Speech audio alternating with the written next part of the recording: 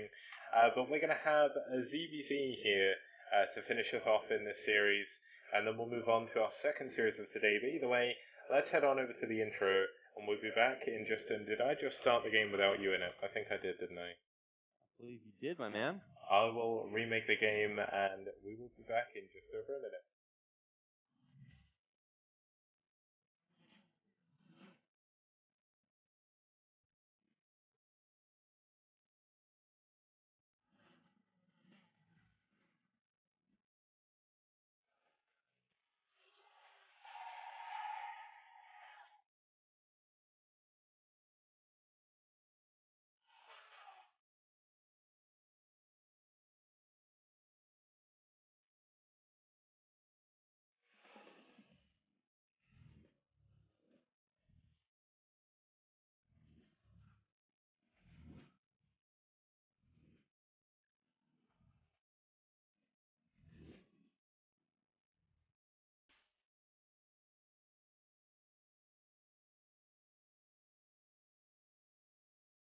It's showtime.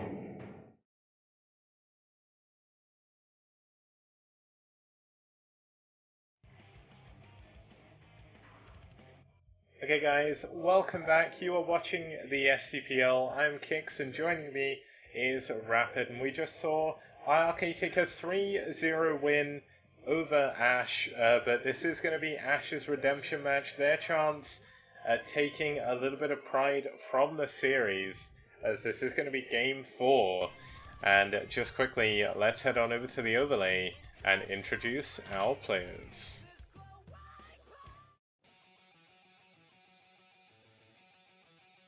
Okay, whoa. I don't know why the hell that just happened, but it went back to my previous one. I guess I did it too quickly after the transition. Here we go, let's head back onto the main overlay, which is apparently showing but not showing, so I'm gonna fix this. Hold on. There we go. Okay, so I guess the transition bugged out, but either way, and apparently so Herbie's in the chat and he was like, oh man, I'm playing today, I didn't play very well. And it turns out he didn't play at all, so he did actually get replaced by j0j0. Now j0j0 for aSh did play in the last round. He actually went 0 for 2, did lose his one CVZ last round. But he's back again in round 2, and he is going to be up against iRk's Whistler. Now Whistler did go 3 for 2 last round. He is 1 for 1 against Zerg, and 1 for 1 in this round. So he's a fairly strong player once again for iRk. And he is going to be looking to take the win here as we move on to our fourth and final map of this series.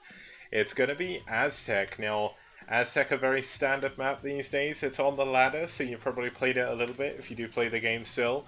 3-player map, mineral only thirds, and there's a lot of other map features which, to be honest, it's a ZVC, probably aren't going to come into it. But there are gas bases in 7, 11, and 3 o'clock, so we may see those if we get a crazy Hive ZVZ, but the last time I saw that was in the Clash of Char. I was still casting with Sail. It was about a year and a half ago, and it was on New Sniper Ridge with Tai 2 against, like, True Touch, I think.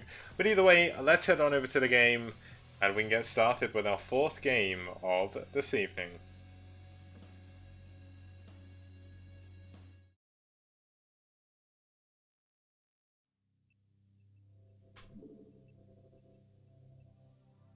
And starting us off here in the bottom left position, or sorry, bottom left, I guess it is the bottom left technically, it's going to be the 8 o'clock position. It is the green Zerg fighting for aSh. It's going to be j0j0.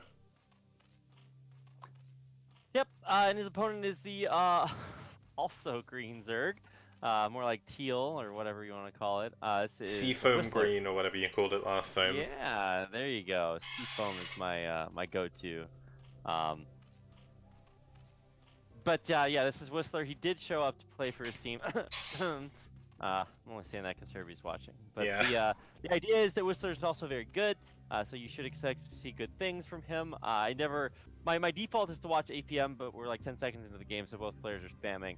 Yeah. So I guess we'll find out here in a second. I mean, it's CVZ, so just gotta watch open and builds. Both players with 9 drones. Will they go past it? Yeah, I guess.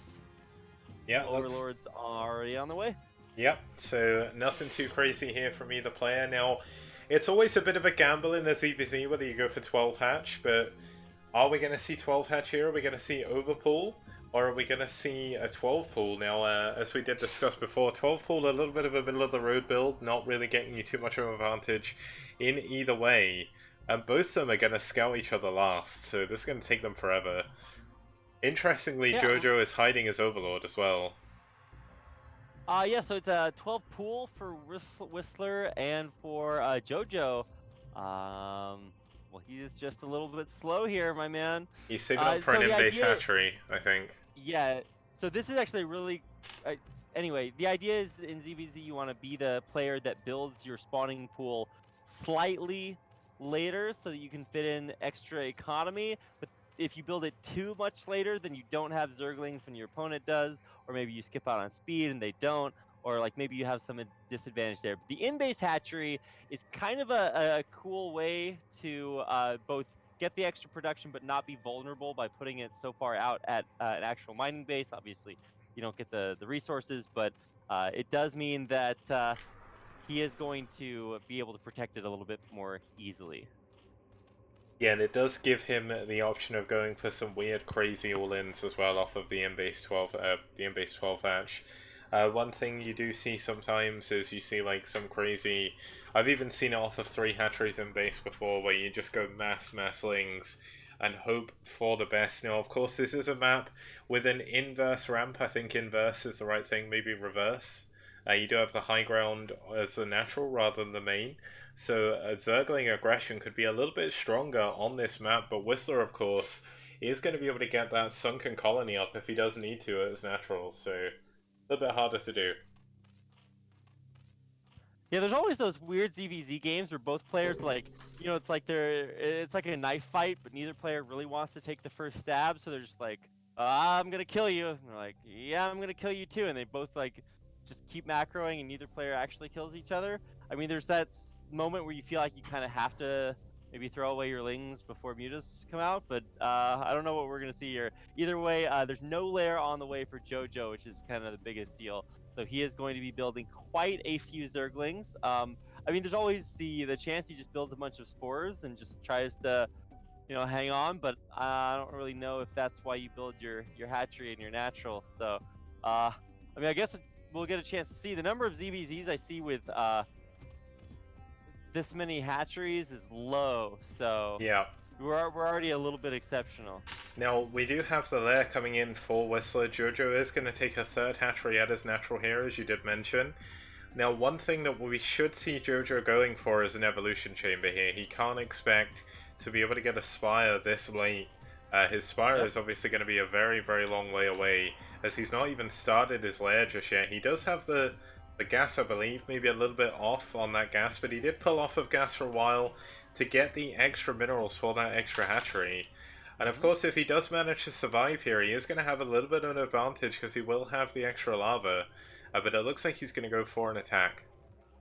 Oh, and by an attack, you mean like actually just insane craziness. So he has the extra macro from the extra hatchery, and well, not extra hatchery because the 3rd one hasn't kicked in, but he has tons of Zerglings, speeds kicked in, and that's the biggest advantage. It's unreal the difference between speed Zerglings and regular Zerglings. Like it's just comical, not even close. Yeah.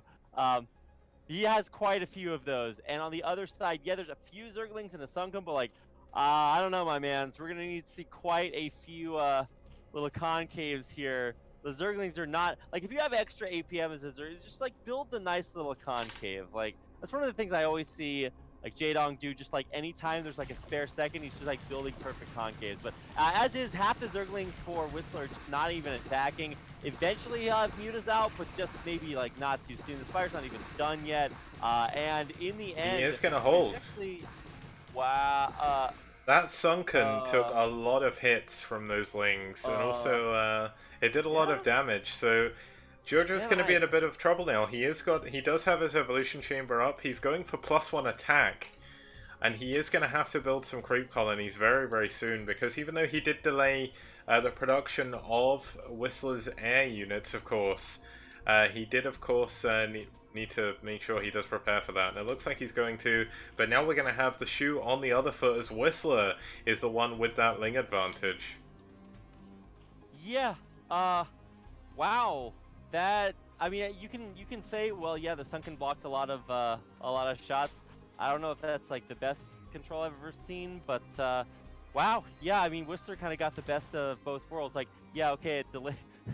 I'm gonna delay your muta production by losing my army. I don't know if that's a good trade, my man. So yeah, this is round 2. I also think this may not go well, but I guess we'll see. Saying that though, j0j0 is up a hell of a lot of supply in the CVZ, and that is a hell of a lot of Lings. There is another Sunken there. It's a little bit more exposed this time, and Whistler has significantly less Lings this time as well. So this round 2 could be very strong. Are we going to see +1 kicking in? No.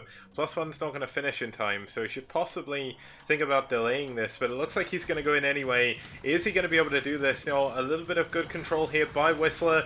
Gets a nice concave, but this time it's going differently. You can see Whistler's Lings falling so quickly, and j0j0 doing a lot of damage. Yeah, but in the end, it's going to be, essentially not an even trade, but he did actually delay the Zerglings attacking his drones for quite a while. Now the drones are going to die here, which is obviously super bad. And GG. And in fact, so bad that he just taps out. You know, I always like it when Zerg players like hang on for the mutas to try to get equal damage. In the end, it's almost never enough, but like sometimes you got to go for that that attempt. Whistler didn't because he was obviously super dead, but in the end, man, I actually wish it had been a little bit closer. That was a really sick hold at the beginning. And you know what? aSh did it. They got their win in the series as well, so they got a little bit of pride there. Don't have to go out 4-0 again for them. j0j0 was one of the players that wasn't sure if he'd come back for the STPL, but he came back this week, and it's a good job he did because he just took out one of iRk's better Zerg players, so good work by him. Yeah, okay, so the moral victory, congratulations, you get your little golf clap there. But you don't get a win, which is of course what matters. So iRk, as maybe expected, come out on top, and they look to have a good season this season, just like they did last season. And then eventually all that will matter in the finals, but we still have some seasons to go. Yeah, we've still got 2 rounds after this one. Apparently my cat is just behind me. I noticed it on the thing when I stood up. She is trying to find a place to lay because it's so warm in this place. That she's going to try and sit by the door and see what's happening. But either way, let's quickly throw it on up to the main overlay quickly to just show the results of that series, just for the benefit of the VODs and anyone who maybe missed the games beforehand. And then we can head on to a quick break as I set up for the next series. So as you can see, Ho took down 4 stars in a very random race. Couldn't work out what races either players were, but it was a TBC in the end. Ho did get the better of that. Oyaji taking down Dentag in a PvP. DeWalt taking out Hit Me Up in a fairly close PvT. And then j0j0 winning it back for aSh, taking it to 1-3 rather than 4 or 0-4 by beating Whistler in that previous CVC. Yeah, I mean, it's nice to at least leave a scar before you exit, but in the end, iRk win. I'm actually super excited for our next series too. I think that should be maybe a little bit more even. Yeah, it's definitely going to be a little bit more evenly matched. Of course, this is a pretty big team league. There's 13 teams in the league at the moment. I've already got three teams that want to join for the next round. So it may be growing a little bit. I may have to cap it at 14 again, like I did in round 1, but we'll see what happens. We'll see exactly if they can field enough players and everything to stay active.